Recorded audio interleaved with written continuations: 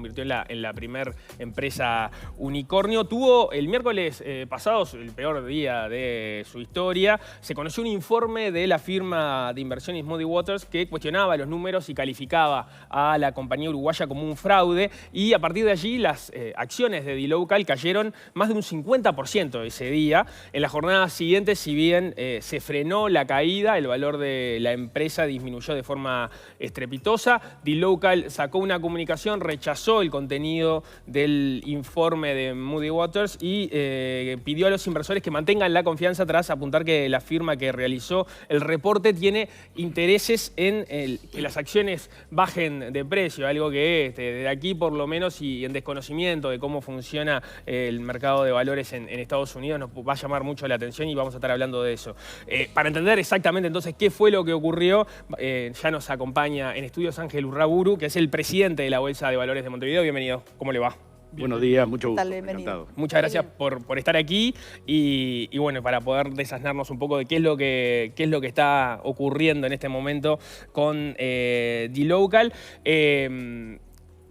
Podemos hacer un breve raconto de qué fue lo que ocurrió. Yo lo resumía. Una consultora, Muddy Waters, presenta un informe crítico de dLocal. A partir de ahí empiezan a caer las acciones de la compañía, pero a la vez sabemos que Muddy Waters tenía una apuesta hecha en corto respecto a las acciones de la empresa, con lo cual se podría estar favoreciendo. Ese es el resumen que yo di, no sé si usted quiere como complementar esa respuesta. Me parece muy bien hecho, muy concreto, muy correcto, y hay que hacer énfasis en ese detalle final. Esta es una empresa que, si bien tiene dos partes, una es la parte de asesoramiento, la parte de estudio, que lo hace muy bien y muy a fondo, de los balances de las distintas empresas que cotizan sus acciones en las bolsas de Estados Unidos. También es una empresa que tiene otro aspecto, que es Muddy Waters Capital, que opera, que es una asesora de inversión concreta de los distintos clientes que puede tener. Y es una empresa especializada en swapearse en corto. Swapearse en corto, y así lo traducimos, es venderse en corto. ¿Qué quiere decir venderse en corto? Venderse, y ahí lo vamos a aclarar, porque, por ejemplo, uno no puede vender lo que no tiene. Sin embargo, en Estados Unidos sí lo puede, porque pide las acciones prestadas, si piensa que va a bajar una acción en forma fuerte, pide las acciones prestadas, las vende a corto, o sea, a un corto, el plazo se fija en el momento de swapear, y después las repone y se las devuelve a quien se las prestó. Todo hace suponer que esta empresa había swapeado acciones de dLocal los días anteriores a un precio superior a 21 dólares la acción, y cuando se produce este informe, casualmente generado dentro de la empresa, el precio baja un 51% a 10 y poco. O sea que puede ser que hayan pedido prestadas acciones, las hayan vendido a un precio alto, sacan el informe, tienen que devolverlas, bajó el precio, las compran a la mitad y las devuelven. Exactamente. Yo no estoy afirmando que eso sucedió porque nosotros acá estamos muy lejos de esa operativa, pero por lo menos es importante incluir este elemento cuando uno analiza las cosas. En esto hay que analizar los hechos. Las opiniones las podemos manifestar en función de los procedimientos, de los controles, que si uno piensa que por estar en el Nasdaq o en Estados Unidos uno está completo de controles y que se hacen las cosas siempre bien, estamos totalmente equivocados. En el 2008 quedó absolutamente demostrado de que había falencias de control muy importantes cuando la crisis de las hipotecas, cuando las firmas de inversión, los fondos de inversión más importantes de Estados Unidos le habían comprado a los bancos carteras de muy bajo valor, de muy baja calidad, y eso provocó una escalada de crisis y de caídas que la sufrimos en el mundo entero, ¿no? Está claro. Eso es lo que desde acá, por lo pronto, y sobre todo si estamos muy fuera del tema, no terminamos de entender de cómo se permite ese nivel de conjunción de intereses, ¿no? Porque yo soy el que hace el informe, pero a su vez tengo intereses en el valor de esas acciones y cuando presento mi informe estoy incidiendo en el valor de esas acciones. Eso sucede cuando la regulación y todos los aparatos vinculados con el tema inversión están al servicio del lucro, exclusivamente al servicio del lucro. Yo creo que estamos cerca en esos lugares de aprender lo que es eso como exclusivo motor de la vida. Yo no tengo nada en contra de los mercados, todo lo contrario. Estoy presidiendo un mercado muy pequeño, pero un mercado al fin. Pero yo creo que a las cosas hay que darle el verdadero lugar que le corresponden. No puede ser que yo creo que fue mucho más grave lo que pasó en el 2008. Por eso que me gustaba hacer ese paralelo. Fue muy malo, cayó un banco y otros lo salvaron, pero estaban para caer, el propio Citi, ¿verdad? Ustedes no olviden eso. Tuvieron repercusiones a nivel mundial. Acá también tuvo repercusiones en el valor de los bonos de todos los países. Cambió el mundo de alguna forma. Cambió el mundo después del 2008. Lo que sí llama la atención es lo que ocurrió en el 2008 fue mucho más complejo y sofisticado que lo que podemos ver en esta jugada concreta, pero el fondo es muy parecido. Quienes, en definitiva, estaban validando el sistema tenían intereses en el sistema, hacían informes o daban por buenas hipotecas que en realidad eran basura y tenían adentro un montón de compañías que no funcionaban. Una vez que esa piolita se desmadejó, todo cayó y se salvaron, de hecho, algunas empresas. Pero la pregunta es si a partir de esa experiencia, que fue traumática para el mundo entero, la regulación no mejoró como para evitar que este tipo de conjunción de intereses se termine dando. Quizás haya mejorado en el plano de qué cosas compraban los fondos y de qué cosas le aconsejaban a sus inversores. Seguramente haya habido algunas reglamentaciones en ese sentido. Pero yo pregunto a ustedes y a cualquiera, ¿qué valor aporta que un fondo pida acciones prestadas, las venda para después reponerlas? ¿Qué valor le aporta a la gente, a la inversión, al ahorro, a la confiabilidad? Ninguno.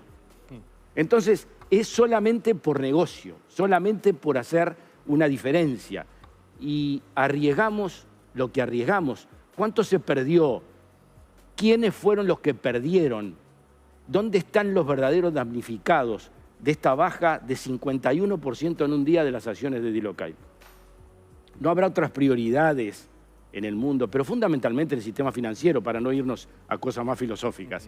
¿No habrá otras prioridades para prestar atención? ¿No habrá otros temas por los cuales la próxima vez que me inviten podamos hablar de la inversión en el Uruguay y del ahorro, y no solamente de cosas que suceden tan lejos y que en última instancia dejan poco después que pase el tiempo? A mí me interesa preguntarle ¿cómo valora usted la reacción que tuvo Dlocal frente a esta situación de crisis? Porque en primer lugar salió con un comunicado, dijo que eran inexactas las afirmaciones, que los balances de ellos estaban bien, pero no expuso información contundente para argumentar que el fraude del cual se los acusaba era mentira.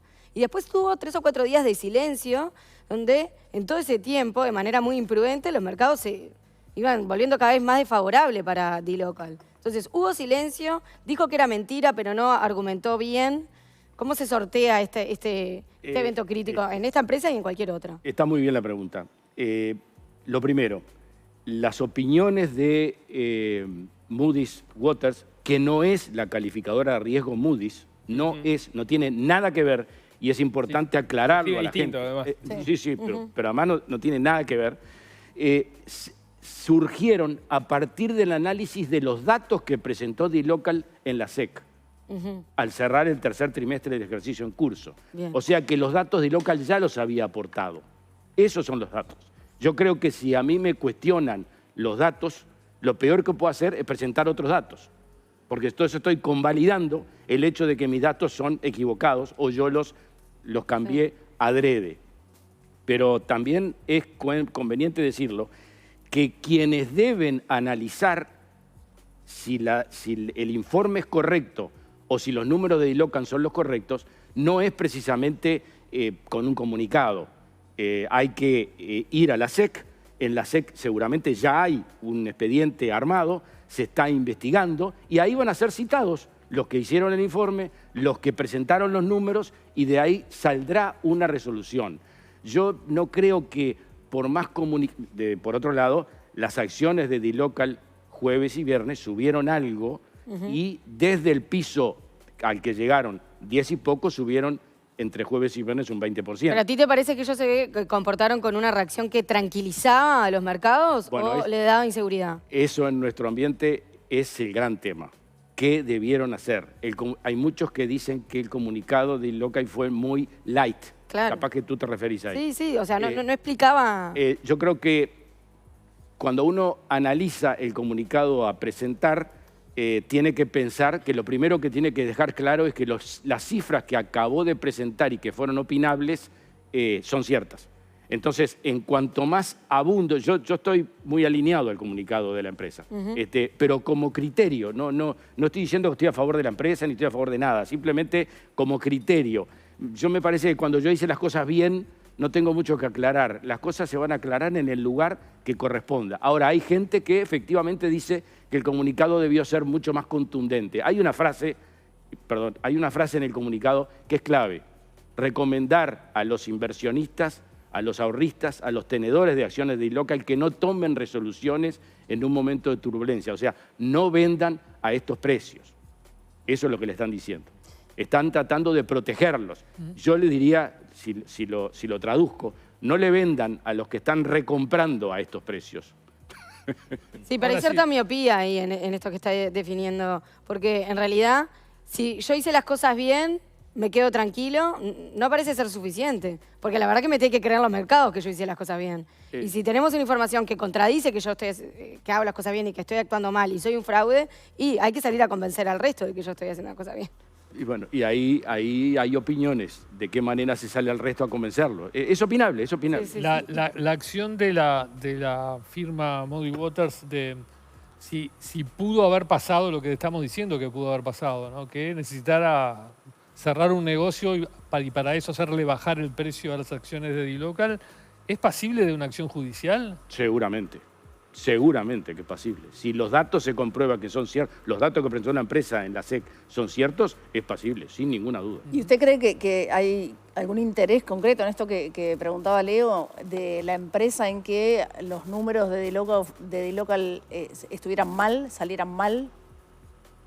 No creo, no, sinceramente es muy difícil. Nosotros estamos tan lejos, yo no puedo decir acá que la empresa presentó buenos números, que los números... hay una acusación que hace esta firma, y es que cuando dLocal sale al mercado y los precios de sus acciones, acuérdense, batieron récord, y después inclusive después de la salida siguieron subiendo en forma muy fuerte y estrepitosa. Los acusan de vender acciones. Exacto, de vender acciones y dicen que son ratas que se están escapando del barco al vender las acciones. Eso se ha hecho mucho en el mundo. No creo que hayan vendido todas las acciones. Sigo quedando como defendiendo a la empresa y no creo que sea lo mejor que yo pueda hacer en este momento porque no conozco el fondo de las cosas. Pero eso es otra acusación que se hace. De todos modos, en relación a lo que planteaba Leo y la eventualidad de que se puedan presentar acciones judiciales en función de si se descubre que el informe tenía problemas, el informe de Muddy Waters, justamente la firma se juega una parada importante en eso. Tampoco es, más allá de los problemas que podemos pensar que hay en la regulación, no se puede haber tirado al vacío, presentado un informe y hacer una jugada que resulta tan evidente y que se iba a desnudar a las pocas horas, ¿no? Sin duda, sin duda. No creo que esa sea la hipótesis más confiable. Lo otro que me quedé pensando, usted hablaba de, bueno, si no deberíamos hablar de cosas más importantes, y seguro que hay cosas importantes para conversar. Esto es importante. Dije, capaz que del nivel local, pero ya va a llegar el momento. Ojalá. Está bien, porque lo que pienso es, esto es un ejemplo de las exageraciones del capitalismo. Usted mismo los ponía sobre la mesa, donde venimos de decir tiene puntos de contacto con una crisis que tuvo el mundo en el 2008, que cambió en muchísimos aspectos la geopolítica mundial, digamos, y por lo tanto está bien ver de qué manera el mundo va reaccionando y se va enfrentando una vez más o no a los problemas, más allá del componente local que tenía. dLocal es una empresa tecnológica, financiera, uruguaya que también hace pensar, bueno, si Uruguay no se puede subir a ese barco, ¿no? De desarrollo de empresas grandes vinculadas a ese mundo, habiéndose salteado algunos pasos del desarrollo industrial y, bueno, subiéndose a este último barco tecnológico, ¿no? Uruguay tiene la obligación de subirse a ese barco, pero no que todos los barcos conduzcan al mismo lugar. Hay un barco local, de desarrollo de empresas local. Hay un artículo, si me permite, si tengo un minuto, el 285 de la LUC, establecía que las empresas de derecho privado y de propiedad pública pudieran abrir sus paquetes accionarios a través de la bolsa. Hasta ahora no hemos tenido ninguna novedad. O sea, está vigente el artículo, pero no ha tenido Está vigente el artículo. Concreta. Ese artículo fue respuesta a un planteamiento de la bolsa en el periodo preelectoral. Eso fue, los que me conocen de algunos años, la bandera de toda mi vida.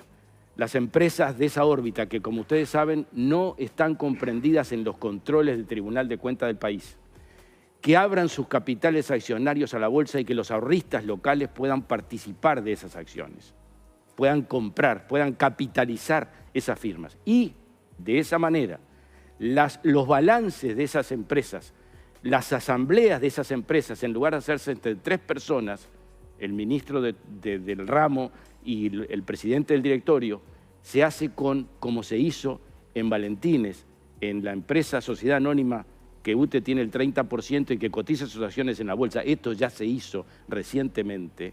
Y en la primera asamblea asistieron 350 personas. O sea, lo que usted plantea es echar mano de ese artículo, además de dinamizar el mercado de valores local, que me imagino que es parte de su interés, lo que lograría es mayor transparencia respecto a los números de las empresas, un desarrollo, un know-how de llevar esas empresas al mercado de valores que tienen como determinados requisitos y determinados criterios de contabilidad y de compartir la información, además de oportunidades concretas de inversión para quien esté interesado en invertir por allí. Eso se hizo con Valentines, con Aria Flynn, Sociedad Anónima, que la UTE, pero eso tiene que partir de una decisión política. Eso no se hace por el amor al arte y aparece de un día para el otro en el mercado. Tiene que haber, como hubo en este caso, una decisión política de la anterior administración del directorio de UTE, de la cual participó la actual presidenta de la UTE, o sea que está absolutamente identificada con ese proceso. Y cuando se ofrecieron las acciones en la bolsa, hubo 10.500 uruguayos que compraron acciones. Hubo compras de acciones por 200 y 300 dólares que se hicieron a través de la red Hábitat. Entonces, decían que la rentabilidad era superior a la que podían lograr en, no sé, en un plazo fijo en un banco. Sí, que era cero. Y sobre todo, lo que generan las empresas públicas en el Uruguay, confianza. Más allá de cosas que podamos opinar de su administración, generan confianza. El paquete accionario que se puede vender es menos de la mitad. O sea, no estamos hablando de que la empresa pública pierda la propiedad. No, ni la administración. La administración. Nadie está planteando eso para que no se me conteste con una pancarta o con una consigna. Porque se tiende a eso. Sí, por eso hacía la aclaración. De esta manera, al revés, y voy a ir a más, se democratiza el sector productivo del país. Se hace que el proceso de crecimiento sea inclusivo, pero no solamente inclusivo para la clase trabajadora, inclusivo para el ahorrista nacional, que hoy está siendo tentado por esos mismos fondos que están operando con Dilocal y que están operando con otras cosas muy bien, digo, no significa que estoy poniendo en sombra todo lo que hacen, para sacar sus recursos al exterior, cosa que está sucediendo y en forma muy agresiva en el Uruguay en este momento. Ahora, yo entiendo el razonamiento y todas las ventajas que tiene que las empresas nacionales participen y abran su economía y permitan canalizar el ahorro dentro del Uruguay y potenciar la economía uruguaya. Ahora, no se corre, porque puede haber alguien pensando, uniendo las dos noticias, nos metemos en un mundo en el cual también hay unos jugadores que hacen este tipo de jugadas. Entonces, yo quiero que mi empresa se meta en ese mundo. Bueno, a ver. Yo, si planteo que sean los uruguayos los que compren, no van a ser los americanos, los propietarios de los fondos. Hay maneras de regular. Hay maneras. Cuando Ecopetrol, la petrolera colombiana estatal, suscribió hace ya más de 15 años el 10% de su paquete accionario, puso un límite. Nadie puede comprar por más de 500 dólares. ¿Qué le parece? ¿Es popular o no es popular? Entonces se vendió a través de los corredores de bolsa y de los supermercados de todo el país. Y hoy hay 284.000 accionistas de Ecopetrol que cuando van a cargar combustible, imagínense en dónde cargan. O sea, son hechos que generan cosas positivas en muchas direcciones. O sea, hay que hacerlo con una regulación política importante. Seguramente. Una discusión política. Seguramente. ¿El objetivo de estas empresas uruguayas es ganar plata? Porque si después se las va a criticar. Se quedó sin un tema con el micrófono. Bueno, si querés te traduzco la pregunta. Si el objetivo de las empresas es ganar dinero. Porque si después se la va a criticar porque generan fines de lucro, ¿cuál es el atractivo para...? No. Bueno. ¿Está traduciendo? Está, bueno, mientras se solucione el problema de Ana, hago yo entonces otra pregunta porque era larga la de Ana y no la podía traducir. Me pregunto sobre los fundamentos, en definitiva, tanto para el caso de dLocal como para los casos locales, los fundamentos económicos reales de las empresas. En definitiva, pensando en lo que pasa con dLocal, es una empresa que vende un servicio de verdad, ¿no? Una empresa que, en definitiva, propone medios de pago financieros. ¿Qué es lo que, o sea, de qué manera la empresa puede perder su valor a la mitad o eventualmente ir al piso del valor de sus acciones en la medida que tiene una unidad de negocios que funcionará mejor o peor, pero funciona y por algo, de hecho, venía creciendo? O sea, eso en determinado momento no empieza a jugar más allá de las expectativas de los accionistas. Y empezó a jugar al otro día, cuando yo digo que del piso subió un 20%. O sea, no es que dejó de perder del 50 el 30, sino que del piso, que es una cantidad mucho más chica, subió el 20% entre jueves y viernes. Quiere decir que hay gente que confía en el plan de negocios. Pero lo que... Se la hago muy cortita la pregunta. Quiero esa pregunta. Sí, es la siguiente. Hablando de esto de las empresas uruguayas que salen, se abren y tal, si el objetivo de estas empresas es ganar plata, porque si después el Uruguay entero le va a criticar porque tiene fines de lucro, ¿cuál es el atractivo para el accionista? Yo no sé quién va a criticar una empresa porque tenga fines de lucro. Lo que yo digo es que... La República FAB, por ejemplo, imaginemos si sale a buscar accionistas y tal, el fin de lucro se lo va a criticar, ¿o no? Ya se le está criticando. Por eso. Entonces, ¿cuál es el objetivo de la empresa? ¿Ganar plata? El objetivo de una empresa es ganar plata. El tema es qué hace con esa plata. Si la distribuye entre 1.500 accionistas o se la llevan 3. Esa es la diferencia. Ahí está la inclusión, ahí está la democratización, ahí está lo que yo hablé toda la vida, que las empresas públicas dejen de ser de nadie para pasar a ser de todos. Este es un objetivo que es político, no es económico ni financiero. Y yo, perdón porque me gusta esa pregunta, es muy incisiva pero es muy buena. ¿Qué pasa, por ejemplo, con el precio del combustible si la empresa que pasa por este proceso fuera Duxa? ¿El precio del combustible va a estar al servicio de la finanza del Estado o va a tener un precio que esté en vinculación con el negocio? ¿Qué es más genuino? ¿Qué es más correcto? No será lo segundo. Y ganan plata. Está en el estudio el representante del Frente Amplio en el directorio de OCE, Edgardo Ortuño, porque va a discutir el tema de la nueva usina potabilizadora de agua. ¿Usted ve, por ejemplo, en ese tema una oportunidad perdida en el sentido de capitalizar? No, perdida no, porque todavía no está definido cuál es la fuente de financiamiento. Seguramente hablaremos con la OCE para tratar de que sea la bolsa. Y estoy seguro que el director del Frente Amplio, en ese caso, va a participar de la idea de que sean los uruguayos los que la financien. Suerte con eso. Muchísimas gracias. Muy amable. Muy interesante. Presidente de la Bolsa de Valores. Ahora hacemos una tanda y, como decía Leo, al regreso vamos a estar conversando con el director de OCE en representación del Frente Amplio.